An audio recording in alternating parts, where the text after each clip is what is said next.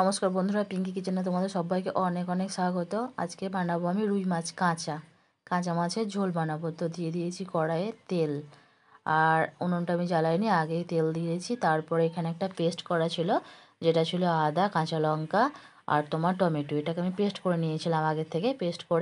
পেস্টটা কাঁচা তেলের মধ্যে দিয়ে দিলাম। তেলটা কিন্তু গরম করিনি বা তেলটা ভেজেও নিইনি। কাঁচা তেলের মধ্যে পেস্টটা দিয়ে দিলাম, আর দিয়ে দিলাম কাঁচা লঙ্কা আর কাঁচা পেঁয়াজ।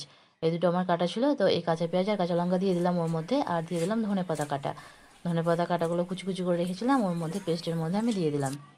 তো চলে গেল কাঁচা লঙ্কা, ধনে পাতা।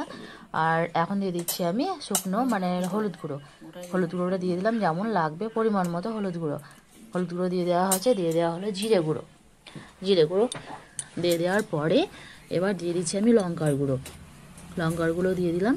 লঙ্কার গুঁড়ো আরেকটু দিলাম পরিমাণ মতো, কারণ কাঁচা লঙ্কা অল্প দিয়েছিলাম, যাতে ঝালটা একটু কম হয়। আর শুকনো লঙ্কা দেবো, তাহলে একটু ভালোভাবে কালারটা আসবে। ওই জন্য আমি পুরো কাঁচা লঙ্কা দিইনি, অর্ধেকটা শুকনো লঙ্কা অর্ধেকটা কাঁচা লঙ্কা দিয়েছি। আর তার মধ্যে দিয়ে দিলাম মাছগুলো বেছে জল দিয়ে ধুয়ে ভালো করে সুন্দর করে রেখেছিলাম, হলুদ লবণ অল্প দিয়ে।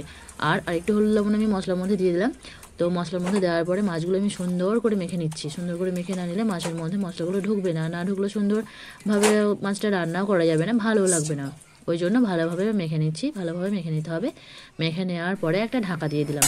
ঢাকা দিয়ে কিছুক্ষণ হলো, 10 বা 15 মিনিট এরকম। কাঁচা মাছটা তো খুব নরম, তাড়াতাড়ি হয়ে যাবে, অসুবিধা নেই।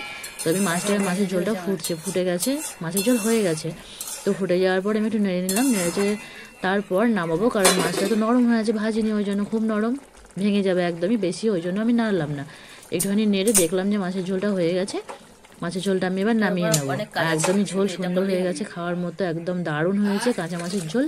যারা খাওনি খেয়ে দেখবে, দারুণ টেস্টি, দারুণ ভাজা মাছের থেকে খুব সুন্দর। নমস্কার।